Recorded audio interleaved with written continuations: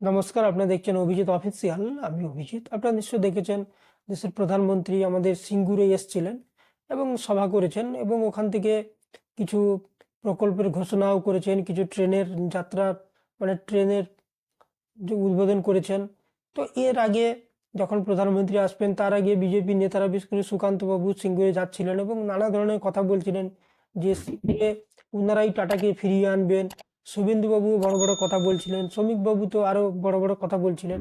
তো মূলত এই তিনজনই এখন বিজেপির মুখ পশ্চিমবঙ্গে। তো এই দ্বারা সিঙ্গুর নিয়ে অনেক বড় বড় কথা বলছিলেন যে প্রধানমন্ত্রী আসবেন, সিঙ্গুরে একমাত্র প্রধানমন্ত্রী এবং বিজেপি যদি ক্ষমতায় আছে সিঙ্গুরে টাটাদের ফেরাতে পারবে বা সিঙ্গুরে কারখানা একমাত্র বিজেপি করতে পারবে, ইত্যাদি ইত্যাদি নানা ধরনের ডায়লগবাজিতে ওনাদের মোটামুটি কম জান আসেন না।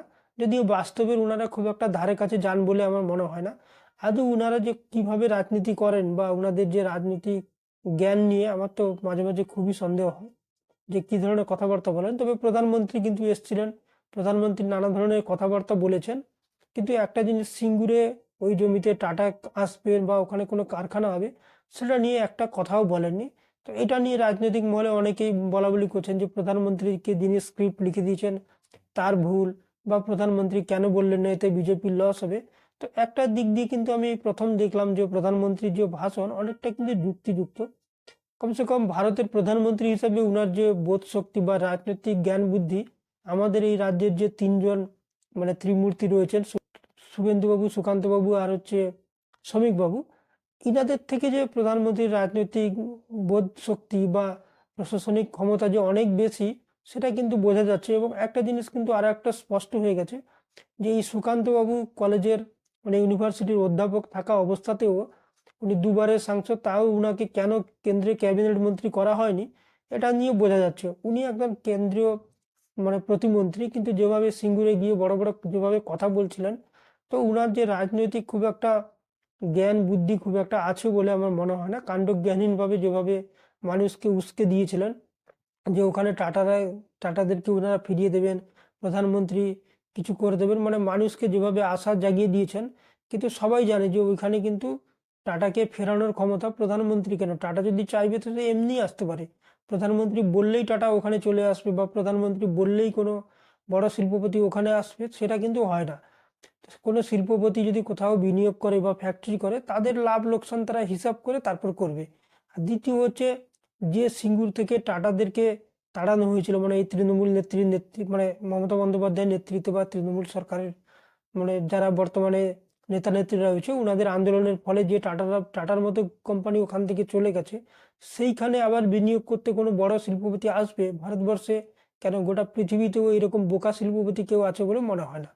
তারপরে দ্বিতীয় হচ্ছে, ওই জায়গাটায় এখনো অলরেডি ডিসপুট রয়েছে, কারণ টাটা গোষ্ঠী রাজ্য সরকারের উপর যে ক্ষতিপূরণ চেয়েছে, রাজ্য সরকারের প্রায় ওটা দিতে হবে। এখনকার দিনে যদি মেটাতে হয় প্রায় 1500 কোটি টাকা, রাজ্য সরকার কিন্তু দিচ্ছে না, সেটা কেস চলছে।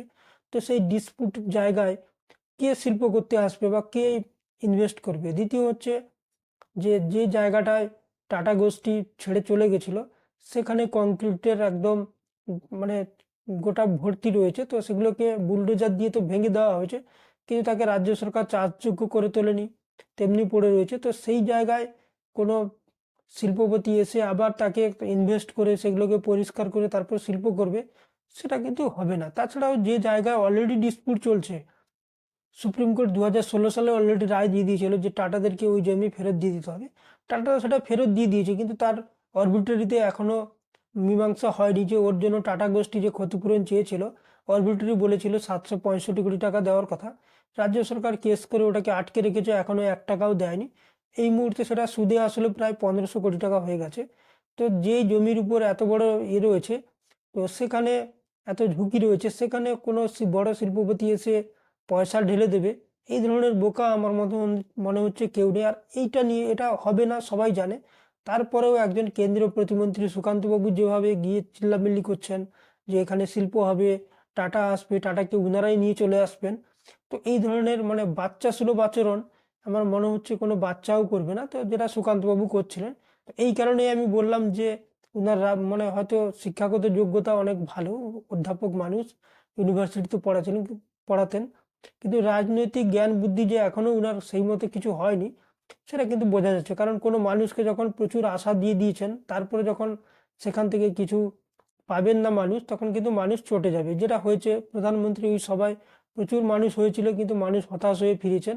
এই কারণে হতাশ হয়ে ফিরেছেন যে প্রধানমন্ত্রী কোনো তাদেরকে সিঙ্গুরের জমি নিয়ে কোনো আশ্বাসবাণী দেননি, এবং ভারতের প্রধানমন্ত্রী হিসাবে ওখানে কোনো আশ্বাসবাণী দেওয়া সম্ভবও ছিল না। যেটা নরেন্দ্র মোদীজি করেছেন, একদম বাস্তব কাজ করেছেন। উনি তো এসে এইভাবে হাওয়ায় কথা বলে দিয়ে চলে যাবেন, তারপরে গালাগালি খাবেন। তো সেটা আমার মনে হয় ঠিক না। তো সেই কারণে উনি কোনো আশ্বাসবাণী দেননি এবং যথার্থ কাজই করেছেন।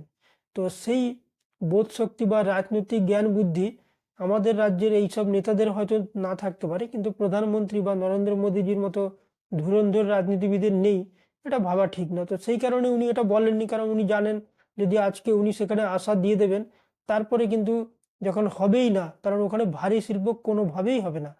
তো সেক্ষেত্রে যখন হবে না, তখন কিন্তু সেটা বুমেরাং হয়ে ফিরে আসবে। এই বোধ শক্তিটা কমসে কম প্রধানমন্ত্রী তো রয়েছেন, উনি দিল্লি থেকে এসেও এটা বুঝেছেন। কিন্তু আমাদের রাজ্যে যারা পশ্চিমবঙ্গের বাসিন্দা এইসব রাজনীতিবিদরা, তাদের কিন্তু মানে বিজেপির বলছে, তাদের কিন্তু এই রাজনৈতিক জ্ঞান বুদ্ধি নেই।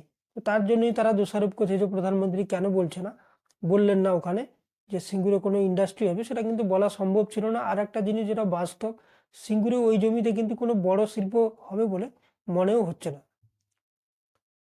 সিঙ্গুরের ওই জমিতে ছোটোখাটো কোনো ফুড প্রসেসিং হাব, কোনো এগ্রিকালচারাল প্রোডাক্টের কারখানা হতে পারে হয়তো ভবিষ্যতে, যদি এইসব ডিসপুট মিটে যায় যেটা বললাম। কিন্তু কোনো বড় হেভি ইন্ডাস্ট্রি ওখানে হবে, সেটা কিন্তু কোনো লক্ষণও নেই, আর হবেও না। আমার যেটা ধারণা, ওখানে করা সম্ভবও নয়। তো দেখা যাক আগামী দিনে কি হয়, তার জন্য আমাদের অপেক্ষা করতে হবে। আজকে এই পর্যন্ত। আপনারা ভালো থাকবেন, সুস্থ থাকবেন। ধন্যবাদ।